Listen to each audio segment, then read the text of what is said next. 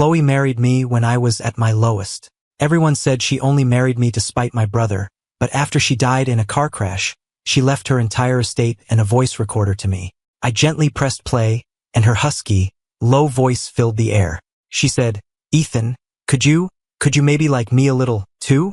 After so many years, I finally glimpsed the vast, magnificent love she had hidden beneath a layer of ice. When I opened my eyes again, I was reborn. My adoptive mother was gripping my hand, saying, "Ethan, honey, could you go to prison for your brother?" Before I was 16, I was the pampered eldest son of the Miller family, adored by my parents and sister, living a carefree life. But then Liam showed up with a DNA test, and I learned that the nurse had switched us at birth. He was the true heir, and I was just the cuckoo in their nest. I had intended to leave, but my biological parents were already dead, and Mrs. Miller couldn't bear to see me become an orphan, so she officially adopted me.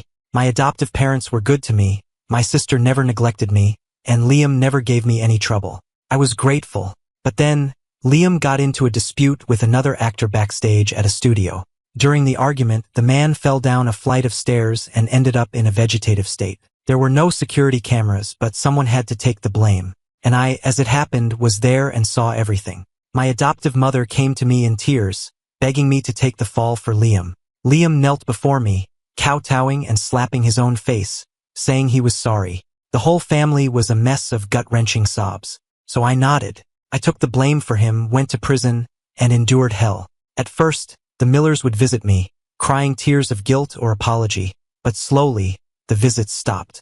Once, during a prison activity, the warden asked us about our plans after release. I thought for a long time before carefully writing, "After I get out, I want to see Mom and Dad." The inmate next to me saw it and laughed, teasing me for writing something so simple. "Of course your mom and dad will come pick you up. How could you not see them?" he said. I just smiled and didn't argue. But when I was actually released, no one came. Only the Miller family's assistant was there to drive me to the airport and give me a large sum of money. He didn't say a word, but I understood everything. My mom and dad didn't want me anymore. The Miller family had abandoned me. I didn't take the money, not out of some sense of pride, but because I didn't want to owe the Millers anything more. They had raised me for over 20 years, and I had served 5 years in prison for their son. We were even. I rented an apartment and ran myself ragged before I found a job that didn't mind my criminal record. But after just 2 weeks, I was fired. I pressed for a reason, and the manager finally stammered, "You crossed someone you shouldn't have." I froze, then couldn't say another word. Who else could it be but the Millers? That day, I walked out onto the street, clutching my bag. A fine, cool mist fell on my face and clothes. As I passed through Times Square, a live broadcast of Liam was playing on the giant screen. I stopped and looked up. On the award stage, he was handsome and dashing, radiating charm. The camera panned to the audience, and I saw Mrs. and Mr. Miller looking at him with tears in their eyes, as if gazing upon a priceless treasure, their eyes filled with love. For some reason, I suddenly remembered my first prison visit. My adoptive mother looked at my rapidly thinning frame and tearfully promised me, "Ethan, when you get out, Mom will take care of you for the rest of your life. Mom loves you." But the last time I saw her, 2 years before my release, her expression was only one of faint guilt. She had said, "Ethan, Liam is getting engaged to Chloe Ashford. He really likes her. When you get out, could you please leave this city, so the Ashford family doesn't find out about the past?" Chloe Ashford, the heiress of the Ashford family. There was a TV in prison, and I'd occasionally hear about the epic romance between Liam and Chloe. They said Chloe, known as a flirtatious beauty in her circle, had settled down for Liam, even entering the entertainment industry he despised to pave the way for him, leveraging her connections and presenting him with awards. I sometimes envied Liam. He had loving parents and a doting girlfriend. In his early 20s, he already had it all, career and love. Unlike me, no parents, no career, no lover, and no one to love me. As for marrying Chloe, that was an accident. After being fired, I went back to my old neighborhood and got a job as a waiter in a restaurant. It was busy. I don't know how she found out where I was, but when she found me, I was serving beer to a customer. A drunk woman started getting handsy. I frowned and slapped her. The woman flew into a rage, kicked me to the ground, and sent a cascade of beer bottles and food all over me. The hot food burned. Still not satisfied, she was about to hit me again, cursing, but she suddenly went silent. I opened my eyes and met a pair of eyes that shone like stars. Chloe smirked, a lazy, insincere smile. "Ethan, Is this what you're doing now? I got up, brushed the food scraps off myself, nodded, and tried to walk past her. But I had only taken a few steps when I heard her voice behind me. Seeing you in such a mess? How about you marry me? I turned back in shock. Have you finally lost your mind? I'm serious, Chloe said, her dark eyes sizing me up, betraying no emotion, but her tone was earnest. To be honest, your brother just dumped me, and I'm not happy about it. And you've been pushed into this corner by the Millers. We're practically a league of victims. A streetlight flickered twice and died. I couldn't see her face clearly, only heard her chuckle as the red tip of her cigarette glowed. You have nothing left anyway. You don't lose anything by marrying me. What are you afraid of? I thought about it and said nothing. She waited quietly. A cool breeze blew, and I shivered instinctively. Chloe took off her high-end custom trench coat and draped it over my shoulders. Instantly, my senses were filled with her faint, sweet scent, almost like milk. I said, okay. When the news of our marriage broke, everyone was stunned. They all said Chloe only married me to spite Liam. At the wedding, when Chloe said, I do, I noticed Liam in the audience, his eyes red from crying, before he stumbled out of the venue. I glanced at the woman beside me, but she just smiled, not even looking his way, as if she had never loved him, as if she truly didn't care. After we were married, Chloe was very good to me. She got me a job as her assistant, so we were tied together at all times. When I asked why, she just smiled flirtatiously. I can't trust leaving a handsome guy like you at home alone. What if a thief steals you away? I'd be a widow without ever having been a proper wife. Wouldn't that be a huge loss? I laughed at her shamelessness and didn't bother arguing. Those years in prison had taken a toll on my body. A common cold or cough for a normal person would turn into a major illness for me. Chloe brought in all sorts of famous doctors to treat me, and I finally got a little better. By my bedside, she held my hand, her expression serious and almost reverent. Ethan, I've bought you, so your life is mine now. You can't die before me. It was a childish thing to say, but seeing the hidden sorrow in her eyes, I eventually nodded. I didn't understand her sadness, but I had long learned not to ask, not to disturb. Okay, we were supposed to grow old together. But in the end, the one who broke the promise wasn't me, it was Chloe. Mr. Miller, Ms. Ashford passed away yesterday at 3:10 a.m. due to a major car accident. Resuscitation was unsuccessful. Please accept our condolences. Pushing open the door to the morgue, I saw Chloe's parents, already sobbing uncontrollably. I looked at Chloe's pale, colorless face and could only think to myself, fate had blessed her with a family, beauty, and talent beyond anyone's reach. So why was it so stingy as to only give her 34 years? What a pity, what a shame. I handled Chloe's funeral arrangements myself. After 5 years of marriage, many people still didn't approve of our relationship. Liam, his love turned to hate, was always waiting to see me make a fool of myself. But no one expected Chloe to leave all her assets and shares to me. Her parents had no objections. They just looked bent and broken as they left, their former vitality gone. A week later, Chloe's lawyer, Mr. Davies, brought me the inheritance transfer documents. As he was leaving, he handed me a voice recorder.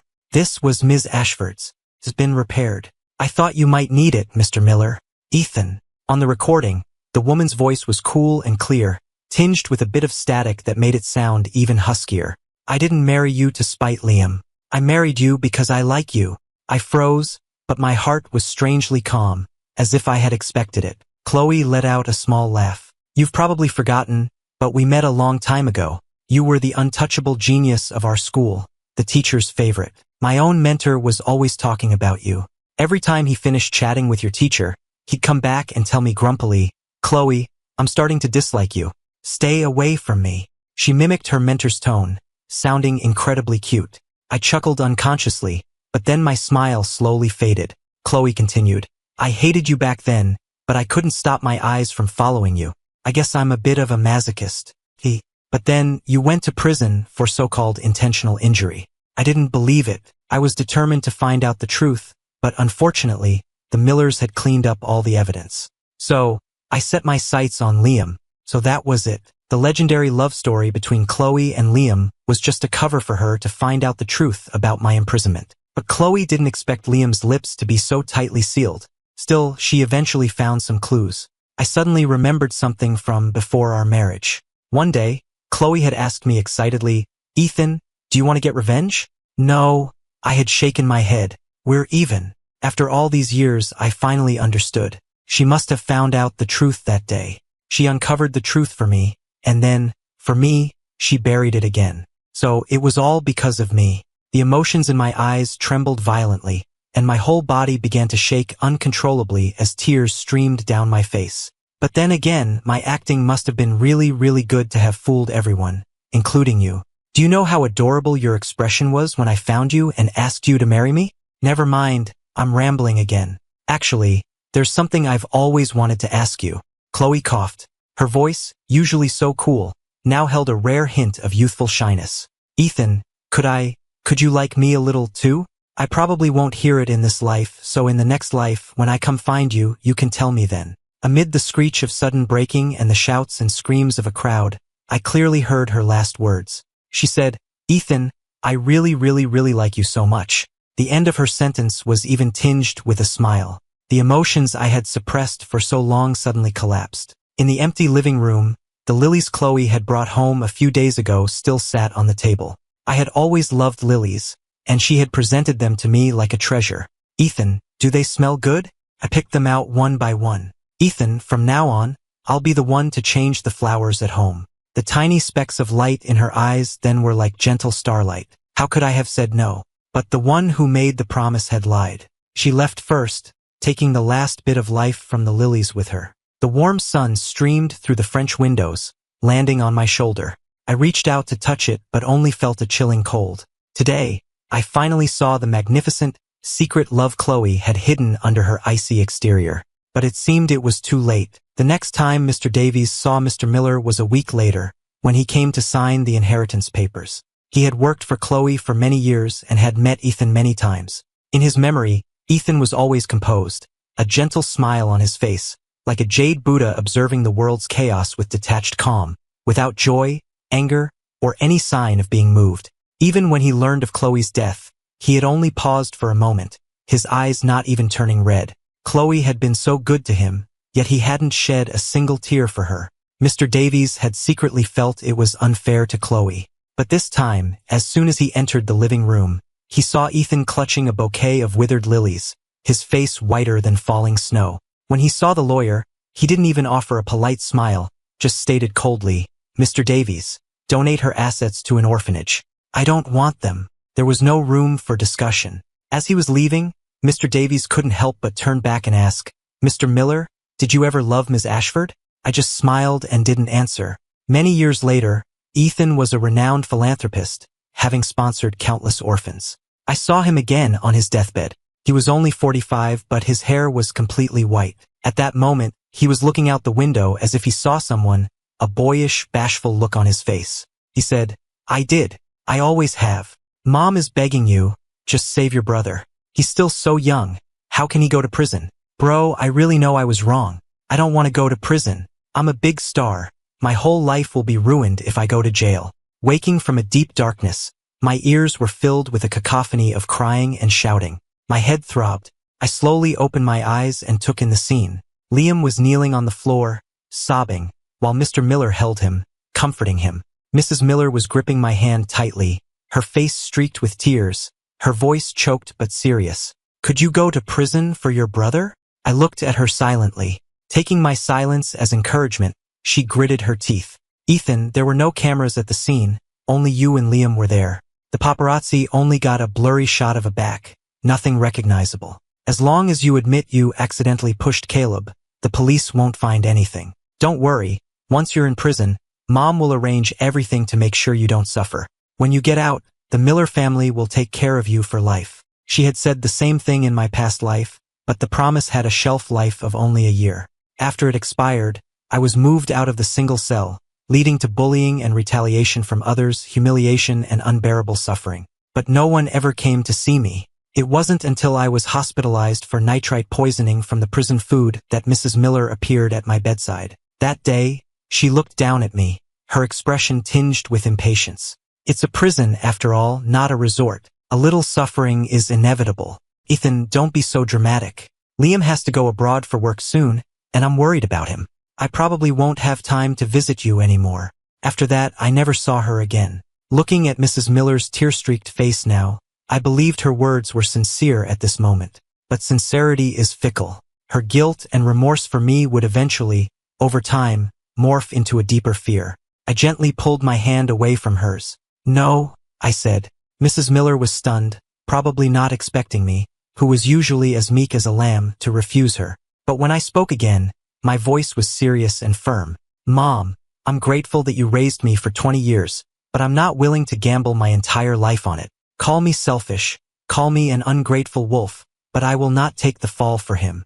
I was reborn to not repeat my mistakes. In my past life, Chloe saved me. This time, I had to save myself and then walk to her side with my head held high. My refusal enraged Mr. Miller. He berated me for being ungrateful, for enjoying the Miller family's benefits for so many years without being willing to give anything back. Mrs. Miller and Liam cried their hearts out. Seeing that I wouldn't budge, they worried I would run, so they locked me in my room. Only my sister, Sarah, remained silent throughout, just as she had in my past life. Mrs. Miller took my phone, but she didn't know I had a spare. I turned on the backup phone. The news of Caleb's accidental injury yesterday, which had left him in a coma, was already trending. There was only a blurry photo of a back from a paparazzo and his claim.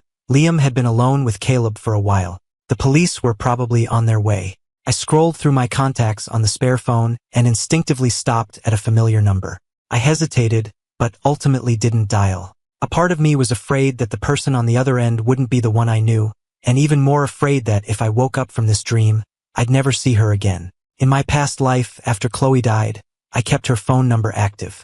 In the dead of night, I would send her texts about my day or just to vent. I would always get an auto reply, "Ethan." She had set it up before she died. How could a person be so cruel, so cruelly holding on to my heart that I couldn't forget her for 20-30 years? I got up and opened the curtains. Warm sunlight fell on me, carrying a slight chill. I saw the police officers outside and Mr. Miller's furtive glance in my direction. With a trembling hand, I finally sent a text message, "Chloe, do you want to come save me?"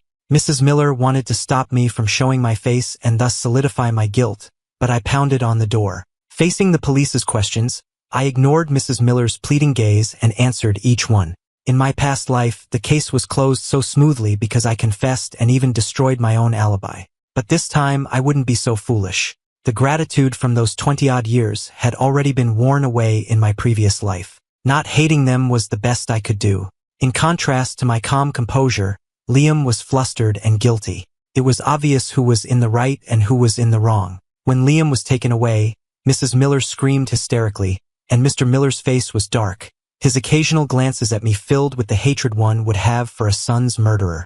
They followed Liam out without another word. Just then, Sarah walked up to me and said in a low voice, "The Miller family has no place for you anymore.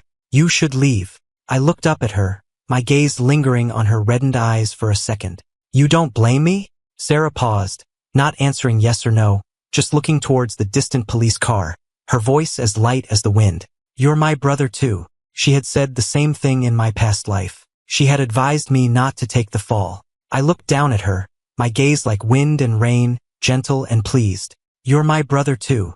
I had ignored her advice then, but this time I decided to listen. Mr. and Mrs. Miller must hate me to the bone now. Staying would only cause more trouble. I said seriously, "Take care of yourself." Sarah's lips curved into a faint smile, her voice hoarse. "Ethan, live your life to the fullest." I walked out of the Miller house and looked ahead. The wind blew, and the sunlight felt warm on my skin. Just then, a figure rushed in front of me, their tone frantic. "Ethan!" I paused and looked up.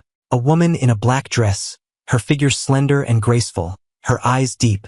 Standing in the morning sun, she seemed to be glowing. Her elegant, roguishly handsome face usually looked lazy and carefree, but right now, her face was slightly pale, her expression tense as she looked me over. Seeing that I was unharmed, her expression relaxed. Her gaze rested on my suitcase for a couple of seconds before she spoke again. Hesitantly, "Ethan, did you run away from home?" It was Chloe, a much younger Chloe. Memories flooded my mind. Her gentle gazes, her lazy yawns, me holding her hand as we walked into our marriage, and finally, the image of our first real meeting that evening. Her hands secretly clenched as she asked, "Ethan, how about you marry me?" My heart pounded wildly in my chest. I couldn't bear to look away from her, not even for a second, until her eyes widened in alarm. "Why are you crying?" Who bullied you? Why was I crying? I should have been happy to see her again, but all the emotions pent up from my past life turned into tears, flowing from my heart. I couldn't stop them. I cried, and Chloe just stood there quietly with me. After a long while, she pulled me into her arms with a sort of helpless affection, as if comforting a beloved child. Don't cry. Who bullied you? Tell me, okay? I clutched her sleeve and shook my head. I don't want revenge. I just want to be with you. I went back to Chloe's apartment with her. It was cold and empty. In my past life, after she died, I would often stay here, as if in remembrance. I was already familiar with the layout, but I didn't notice Chloe's gaze darken for a moment as I confidently walked to the far end of the apartment and turned into the bathroom. Looking at my red, swollen, and pathetic reflection in the mirror, I sighed, feeling a bit embarrassed. I had resolved to face Chloe with dignity, yet here I was, a complete mess. But it didn't matter. Chloe loved me so much, she wouldn't mind. That was the one thing I was most certain of in this life. When I came out of the bathroom, Chloe was leaning against the doorframe, waiting. Why were you crying? She asked. I told her everything that had just happened. There were no secrets between us. Chloe was taken aback. So, the Millers wanted you to take the fall? I nodded. This won't be over so easily. Even though Caleb is in a coma and there's no hard evidence, they can't convict Liam until he wakes up. And even if the police consider Liam the main suspect now, you're not entirely in the clear. The more she spoke, the darker her face became. I suddenly cut her off. Chloe, I'm a little hungry. Her gaze shifted to me, seeing no trace of anxiety, and she said with a helpless sigh, I'll go make something. I nodded. My stomach problems were severe, so Chloe had specifically learned to cook medicinal cuisine, preparing meals for me herself every day. I had assumed she was naturally good at cooking, but now, seeing the clump of noodles she brought out, I suddenly realized Chloe was a high society heiress, always waited on by others. How could she have known how to cook from the start? It had always been for me. I picked up my chopsticks and took a bite. Chloe watched me with anticipation. Is it good? Her eyes sparkled with tiny stars, so beautiful, just like the woman in my memory who had smiled and asked if I liked her. I fought back the lump in my throat and nodded firmly. It's delicious. I love it. In the end, that bowl of noodles was thrown in the trash. 'Cause I started crying, Chloe thought it was because they tasted bad. She picked up her chopsticks and tried to bite herself. The next second, she grimaced, her expression dissatisfied. I want to cry too. How can it be so bad? It was adorable, and it made me laugh out loud, chasing away the gloom from my brow. I encouraged her. You'll be a great cook in the future. I'm laughing because, well, I'm your only customer in the future. The woman's eyes flickered, a thoughtful, inscrutable look in them. She said in a deep voice, Ethan, what am I to you in the future? I looked up and met her dark, confident and certain eyes. She had guessed. She was always so smart. Perhaps. I paused for a moment, then said slowly, my love. I thought Chloe might be stunned, or maybe frown and ask for more details. But instead, her expression softened, and her lips curved upwards, shedding their usual carefree air for one of utter sincerity. That's good, she said. Looking at the beauty mark near her eye that moved when she smiled, I suddenly wanted to taste it. I thought about it and then I did it. I stood on my toes, and as she looked at me in astonishment, I whispered, Chloe, I like you so much. I forgot to tell you in my last life, so I'm telling you now.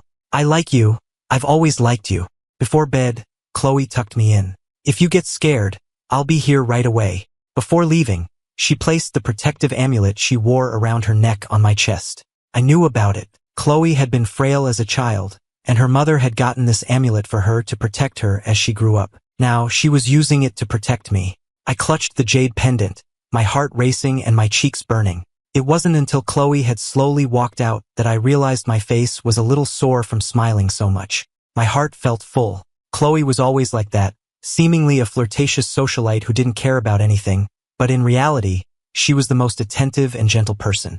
I couldn't fall asleep that night, feeling both excited and scared. I glanced at the phone by my pillow. I wondered if Chloe was asleep yet. I was afraid to call and disturb her, so I decided to send a text. The moment I sent it, I felt it was unnecessary and was about to delete it when I heard footsteps outside, followed by the sound of the door opening. Chloe stood by my bed, the moonlight streaming through the window and softening the sharp angles of her face, making her look gentle. What's wrong? She asked softly. It had been less than a minute since I sent the message, but she was already here. She was truly a woman of her word. No matter how late, she would come, just like me. That night, just because I was afraid I might really need her, my heart clenched tightly. I ended up staying at Chloe's for 2 weeks. The most interesting part of my day was waiting for her to come home. She would go into the kitchen and experiment with her cooking, and I would lean against the doorframe, watching her quietly, occasionally lending a hand. With her hair tied up, revealing a beautiful and slightly youthful face bathed in a warm glow, she exuded a gentle grace. At this point, she hadn't even graduated from college yet. Compared to the decisive, powerful CEO Chloe from my past life, she was still a bit green. This was a time in her life I had never been a part of, never known. She would occasionally look up at me, her lips curling into a slight smile, the pure love in her eyes impossible to hide. She was so in love with me. I was struck by the realization that in the time I never knew, Chloe had loved me with all her heart. My heart constricted, and the feeling spread through my body, finally turning into a long sigh. As Chloe's cooking skills improved day by day, the Miller family finally couldn't hold back any longer. They weren't going to let Liam just admit his guilt and go to prison. But I never expected them to stoop so low as to bribe Caleb's agent to point the finger at me as the real culprit. So shameless, so despicable. Mrs. Miller revealed my and Liam's true parentage to the media, crying a river of tears. I never thought Ethan would intentionally hurt someone. He was always such a good boy. Now, to avoid punishment, he's framing his own brother. Liam is my biological son, but he's barely had a day of happiness, and now he's being falsely accused. Ethan is breaking my heart. Liam huddled in her arms, clumsily wiping her tears while letting his own stream down his face. Mom, don't be sad. Brother must have just made a mistake in a moment of confusion. If I can atone for his sin, I'm willing to take his place, as long as he can be a good son to you. The mother and son put on a pitiful, sorrowful performance for the media. Those who make mistakes must take responsibility. You shouldn't have to bear what isn't yours to bear, Mr. Miller said righteously to the cameras. Ethan, the Miller family raised you for so many years. We hope you will step forward. Once the video was released, a wave of condemnation against me swept the internet. What an ungrateful wolf. A fake young master who enjoyed a life of luxury for years, only to let the real son of the Miller family take the fall for him. Is he even human? You coward. You do the crime but won't do the time. Yeah, the Miller family was more than fair to you, and this is how you repay their kindness. The insults were endless. My private social media accounts were doxxed, and my DMs exploded daily. Even old classmates called to ask about the situation, some telling me to just confess. The outside world was in an uproar, but I did nothing. No matter how much the Millers stirred up trouble, as long as the police didn't summon me, I was innocent. Why should I fall into the trap of having to prove myself? That day, Chloe got the news and rushed home. The first thing she said was, "I can help you." No need. Halfway through my sentence, for some reason, I suddenly remembered an incident from my past life, a fierce argument. It was simply because Chloe was treating me too well, which made many people jealous. Someone started spreading rumors about my time in prison, and the internet was filled with insults, all boiling down to me not being good enough for Chloe. Chloe wanted to help me quash the rumors, to attend a press conference with me and file lawsuits against the gossipers, but I felt it was unnecessary. I had been to prison, and though my conscience was clear, I didn't want Chloe to be dragged into the controversy. This infuriated her. She coldly asked if I even cared about her, if I considered her my wife. I just thought it was better to let things cool down, that she was being unreasonable. That day, the living room lights were off, leaving only the fading glow of sunset. After a long silence, she said one thing: "You are pristine in this world, and I can't stand anyone pointing fingers at you. Do you understand?" I remained silent, refusing to answer. I looked back and saw her lonely silhouette. I felt a pang of regret then. I should have just agreed with her. It was such a small thing. I never thought that would be the last time I saw her. After she died, I asked myself over and over again, why wouldn't I stand with her? Why wouldn't I tell her how I felt? Those bouquets of lilies, that constant care, that focused gaze, did I really not notice she loved me? I knew it all along, but I was just a bastard who took her for granted. So sure that Chloe would be with me until the end, selfishly basking in her love without ever soothing her anxious heart. It wasn't until she was dead that I understood love. But the cruelest thing about a love realized too late is that before you can even confess it, you've lost the chance forever. This new life was a chance from heaven to make amends. I couldn't be bothered with the coyness and slow progression of a typical romance. I just wanted to be with her. I wanted to, and I still wanted to. So I wrapped my arms around Chloe tightly and kissed her lips.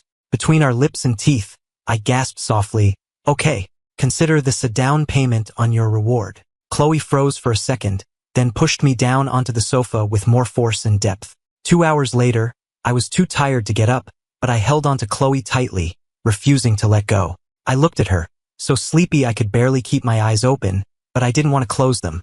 I was still afraid this was all a dream. She leaned down and kissed my cheek, my brow. "Ethan, I'm always here." I couldn't hold on any longer and fell into darkness. In the darkness, I was in my pajamas, lying in a black and white bedroom. On the nightstand was a glass of cold water and a white pill next to it. It was cold and empty without that familiar person. My heart suddenly seized with pain as memories flooded my mind, finally settling on that low, static-filled voice. "Ethan, I really like you so much." So it was a dream, a beautiful dream.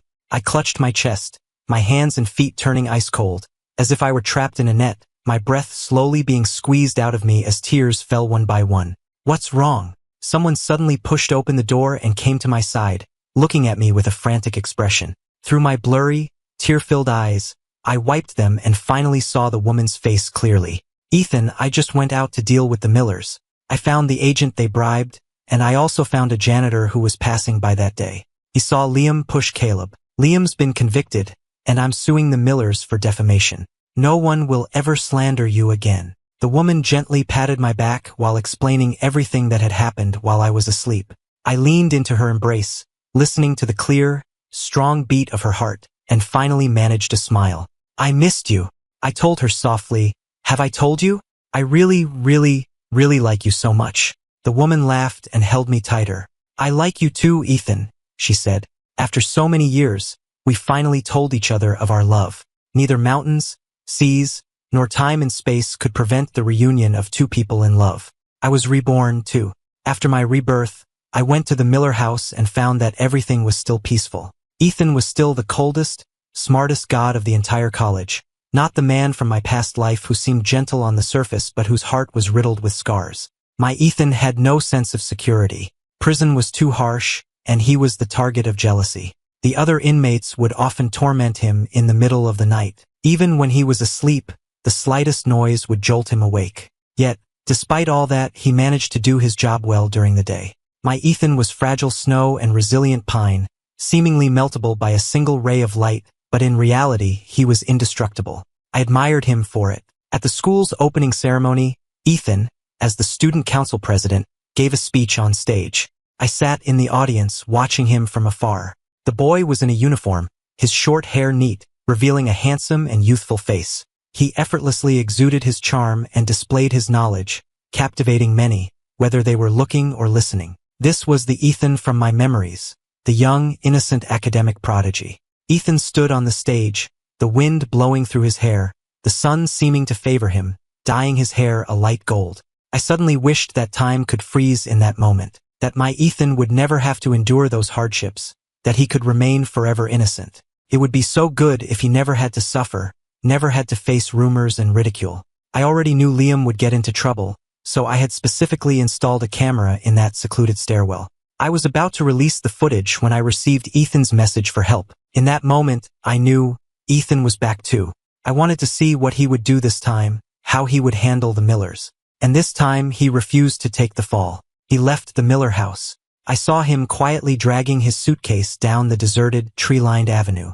He broke into a smile that made me feel like the sunlight that day was so warm. I took him home. I pretended to know nothing, and after much effort, I managed to make a bowl of unappetizing noodles. I watched him freeze, then slowly guided him to discover my love for him. Seeing his heart tremble for me, I should have been overjoyed, but the moment I saw his tears, my own heart ached.